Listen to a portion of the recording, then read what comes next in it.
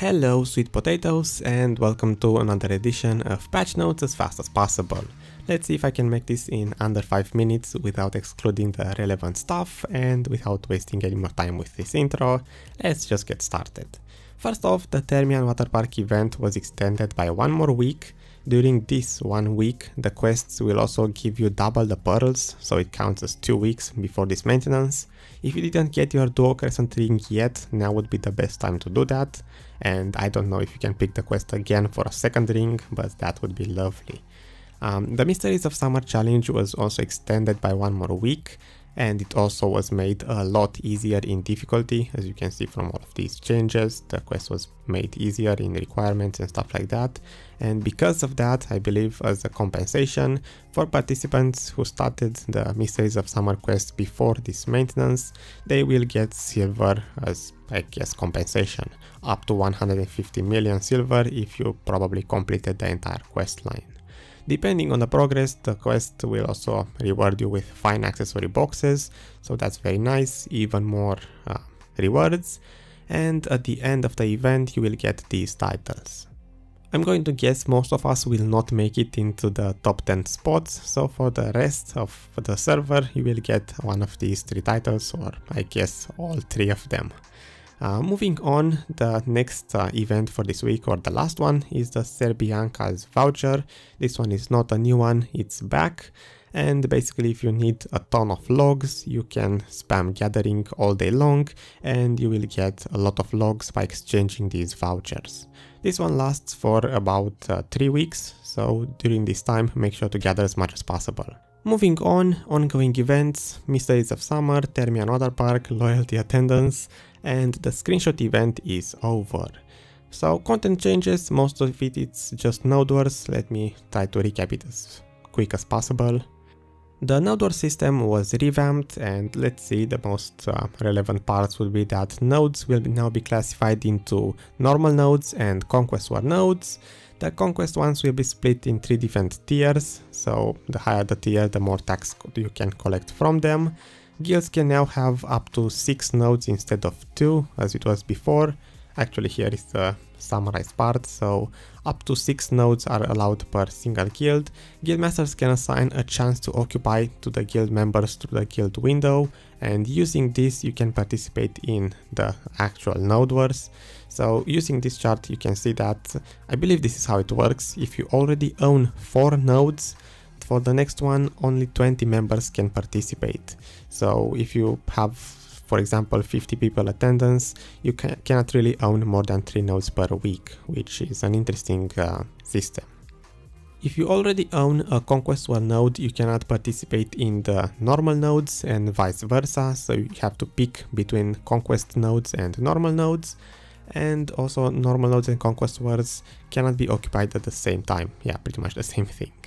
You can place a chance to occupy to 20 members at a time. Okay. This next part is actually a little bit confusing. So if the 20 members who have been given one chance to occupy participates and successfully conquers to occupy a node, that 20 member group can no longer participate in that week's node wars. The remaining 80 out of 100 members, if the guild has 100, can participate, I suppose. I have to look further into this whole thing. I don't want to spend too much time reading absolutely everything, but if this is how I understand it, if you participate in one node war, you cannot participate in the others. Only 20 people can participate per each node war, maybe. I hope that's not how it works. In any case, the node war system was revamped. Let's see if it turns out to be better or worse than the previous one. At least we can do more node wars per week. Conquest Wars also got some new rules, and I'm not going to go into all of them. If you are a Conquest War guild, please open the patch notes and read this entire section because it's quite a lot. But from what I understand, the main points would be you need to have 2 Conquest nodes to participate in the actual war, and also there were some other stuff added, like a new resurrection point at the castle gates, and later down here a lot of buffs like the cannon damage was increased, the cannon DP was increased and stuff like that.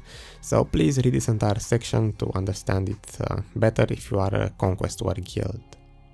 The node war schedule seems to be exactly the same, nodes classified in tiers 1, 2 and 3, so again this chart if you want to check which node is tier 1, which one is tier 2, which ones are Conquest War nodes and normal nodes, please check all of these charts. Areas with normal nodes, areas with Conquest War tier 1 nodes and so on. Let's skip all of that. What else do we have in this section? I guess the last one would be a new transport route has been added between Sandgrain Bazaar and Altinova. So moving on, class changes, let's see. Some fixes, not really relevant. Class specific changes, a lot of fixes. Maybe the Ninja and Kunoichi one is somewhat relevant. They seem to have nerfed the concealment. I believe this is the skill that makes them invisible.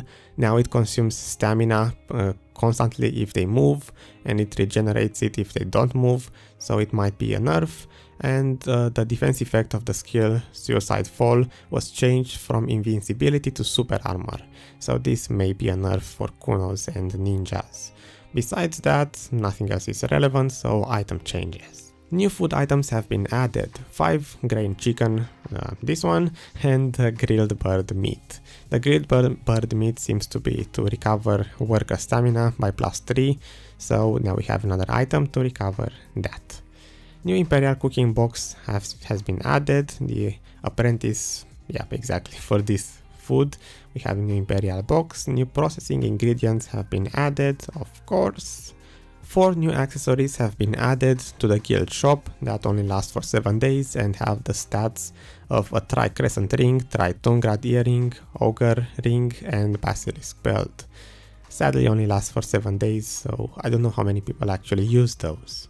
Monster changes. The HP of Mirmok Destroyer Offin has been changed, now it has 30% less HP and the shield has 50% less HP, so that's nice, the boss is easier to kill. The detection range and the distance monsters will chase has been reduced by 50% at Soldier's Grave for all of the monsters.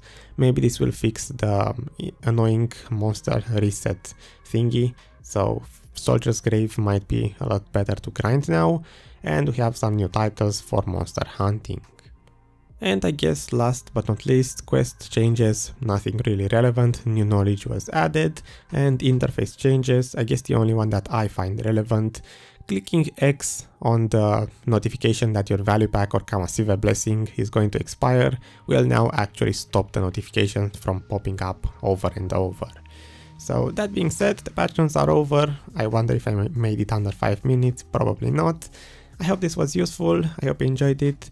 For this week the main changes would be just new food added, I suppose. The big Node War and Conquest War changes, please look at them in detail if you really want to know everything, because it's quite a lot. Class changes, we don't really have anything. And if I scroll all the way up, also the events, the Terrmian Water Park event was extended, and the other one with the Mysteries of Summer. And also, yeah, gather for logs. So again, thanks for watching, and I will see you guys in the next video. Bye.